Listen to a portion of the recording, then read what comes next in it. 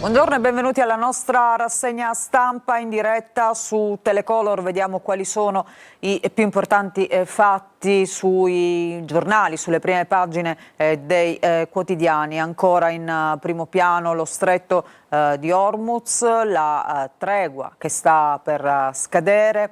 E poi vedremo anche le parole di Giorgia Meloni contro l'Unione Europea e ancora la cronaca, ma intanto partiamo dal Corriere della Sera. Vediamo in primo piano la notizia: Hormuz, la sfida di Trump, il tycoon, controlliamo lo stretto, va ucciso chi posa mine. Cavi per il web, la minaccia dei Pasdaran. E poi le parole del presidente Sergio Mattarella: no alla legge del più forte. Meloni, deficit, non escludo lo scostamento. Ancora vediamo, a proposito di guerra in Iran, quali sono le condizioni di Khamenei, la salute del leader che succede al padre, per lui plastica facciale e protesi alla gamba, lo sta curando il presidente Pezeshkian. E poi vediamo sempre nel taglio alto le altre notizie. Si parla di questa proposta di Zampolli di escludere l'Iran dai prossimi mondiali e ripescare gli azzurri. Ripescare gli azzurri, il CONI e Abodi contrari e l'Iran noi al mondiale. Vediamo ancora l'intervista a Papa Leone XIV, pellegrino di pace, migranti trattati peggio di animali. Queste le parole del pontefice. Le altre notizie, intanto il caso della Biennale di Venezia, la giuria esclude dai premi Russia e Israele. Anche Russia e Israele saranno esclusi dalla competizione per i Leoni d'Oro e d'Argento. La giuria internazionale della Biennale, che aprirà il 9 maggio, si asterrà dal considerare quei paesi i cui leader sono attualmente accusati di crimini contro l'umanità da parte della Corte Penale Internazionale.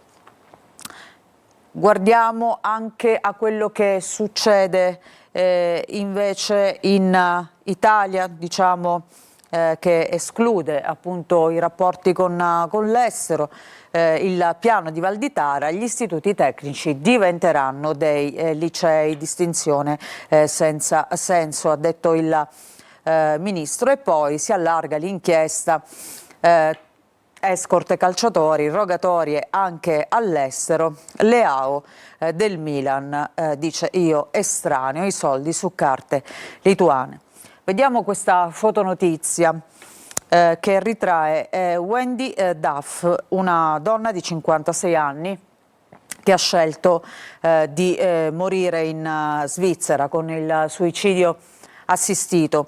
È un caso che sta facendo molto discutere nel Regno Unito e che sicuramente divide l'opinione pubblica, anche perché già il tema del fine vita è un tema molto divisivo, ma in questo caso lo è ancora di più perché questa donna è in buona salute, ma lei ha scelto di farla finita attraverso il suicidio, la pratica naturalmente del suicidio assistito, perché ha perso un figlio.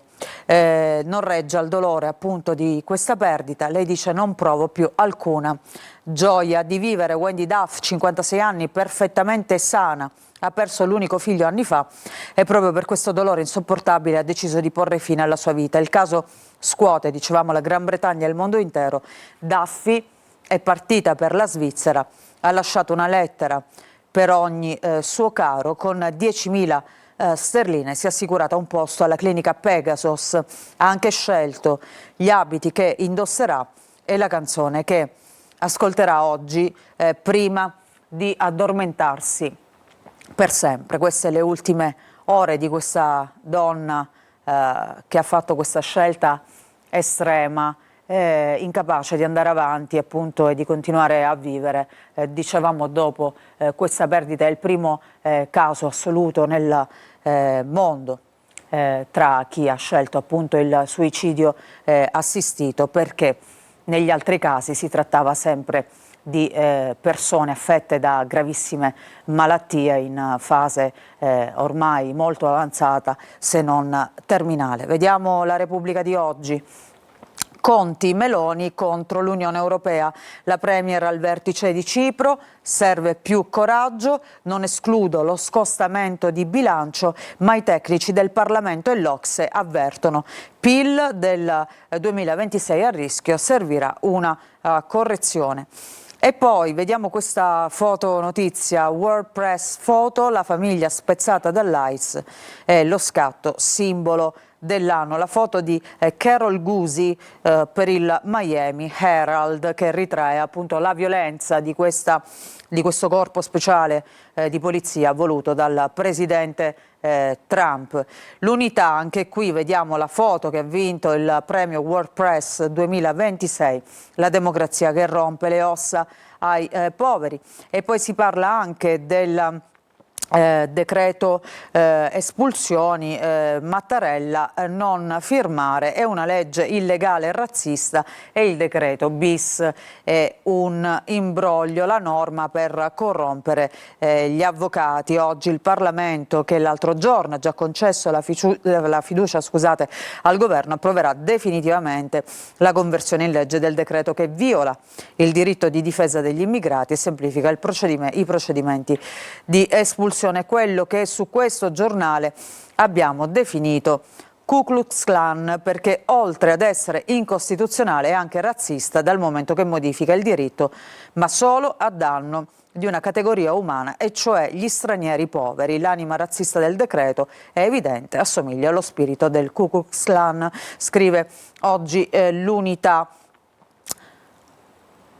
Vediamo la stampa di oggi. Meloni sfida Bruxelles, energia fuori dal patto, Consiglio europeo, la Premier a Cipro, il Papa per la pace, parliamo anche con i regimi. Sì, intanto dell'Unione Europea a 90 miliardi per Kiev, e Zelensky annuncia Ucraina nell'Unione nel 2027, Zelensky che va avanti appunto con questo proposito di poter entrare a far parte dell'Unione Europea con l'Ucraina. Vediamo la fotonotizia della stampa di oggi dedicata a Barbara D'Urso.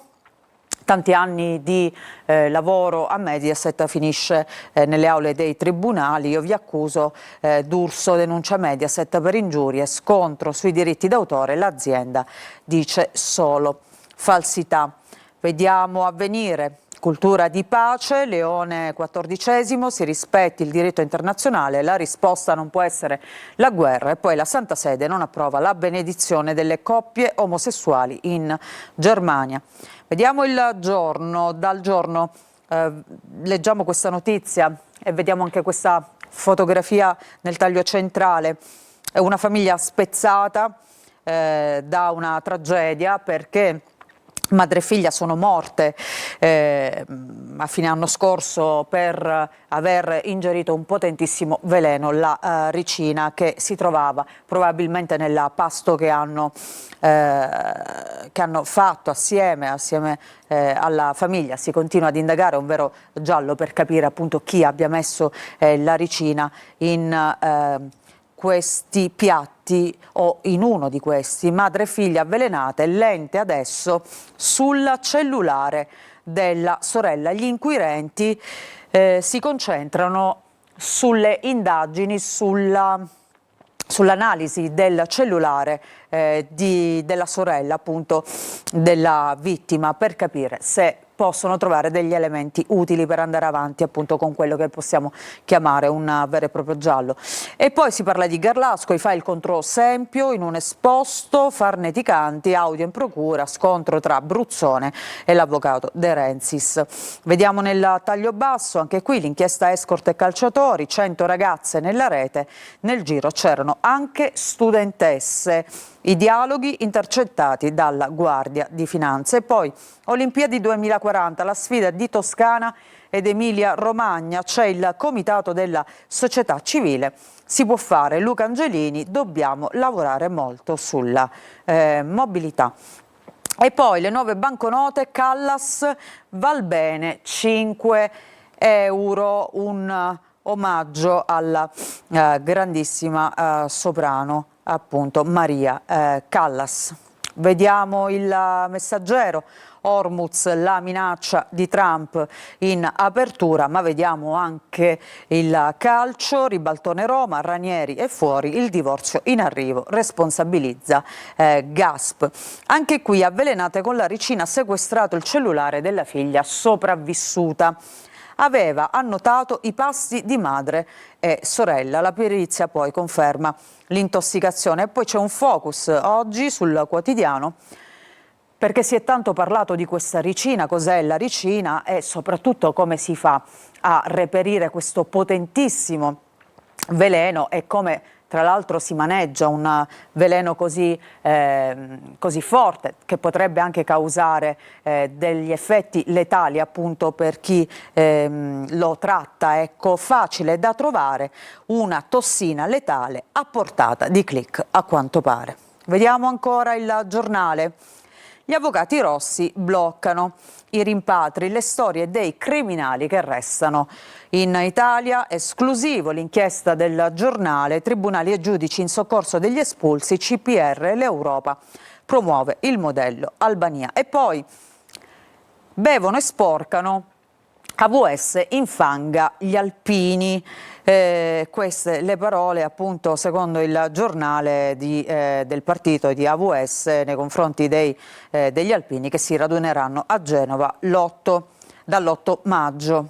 E poi vediamo ancora Trump e la fine della guerra, il 1° maggio è la data chiave, dovrà chiedere l'ok del Congresso per proseguire. Intanto Teheran prende tempo. Per Trump la scadenza è appunto il 1° maggio. Cosa cambia dopo 60 giorni e perché il Congresso può fermarlo?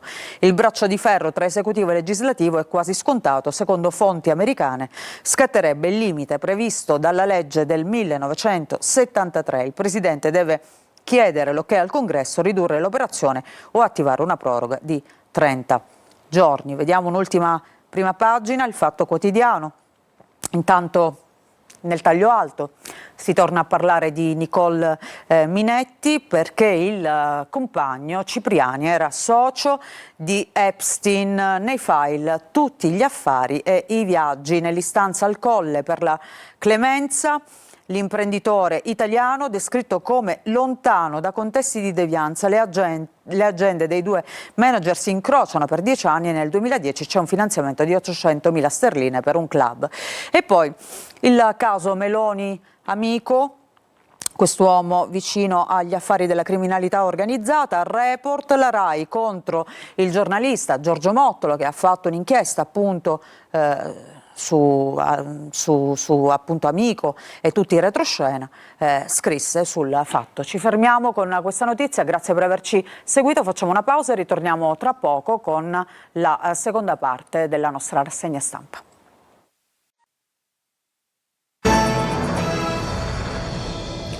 Seconda parte della nostra rassegna stampa, vediamo adesso i fatti regionali, ripartiamo dagli ultimi aggiornamenti sul nostro sito siciliaweb.it e in primo piano vediamo una notizia di cronaca.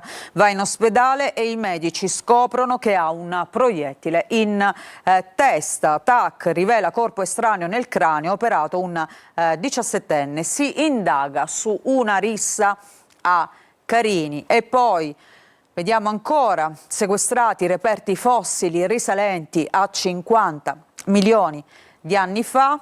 Per quanto riguarda invece la giudiziaria a Catania, omicidi nelle acciaierie Megara, Ercolano a processo.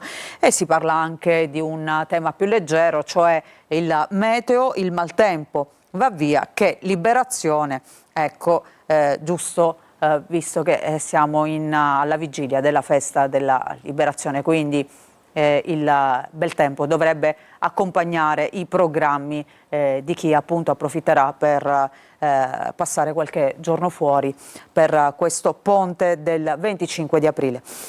Riprendiamo la lettura dei nostri quotidiani. Ripartiamo dalla Sicilia di oggi, vediamo le notizie regionali.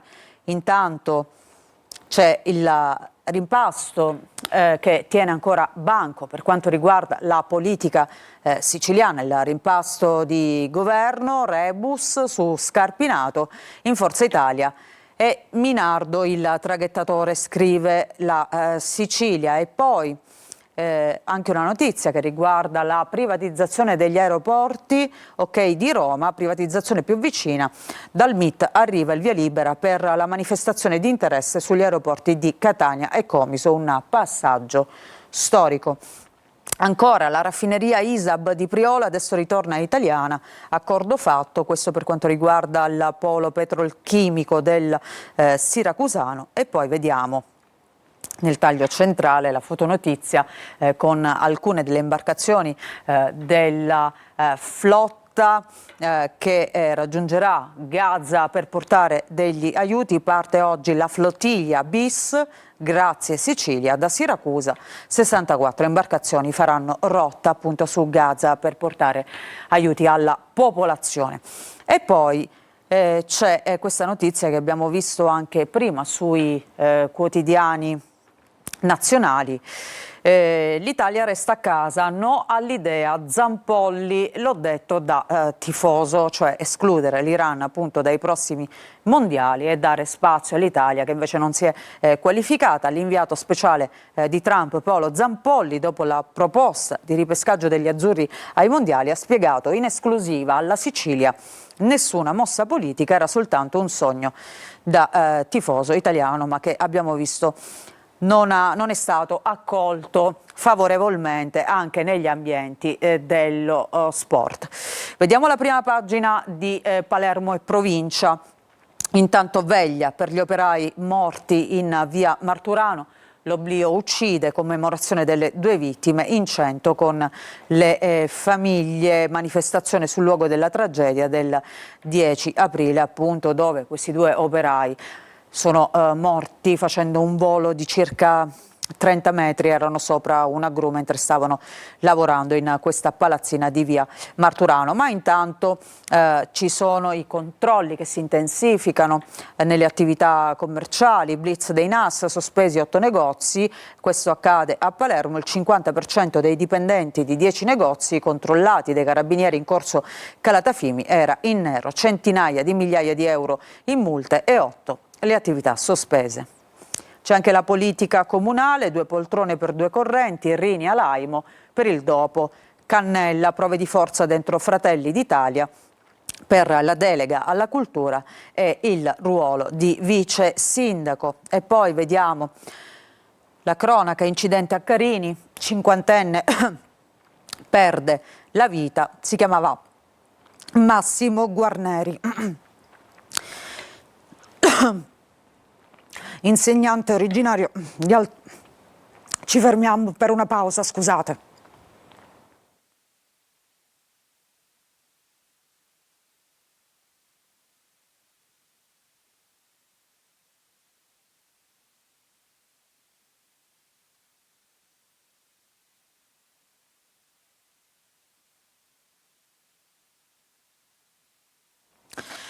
Bentrovati, scusate, riprendiamo allora la lettura dei quotidiani.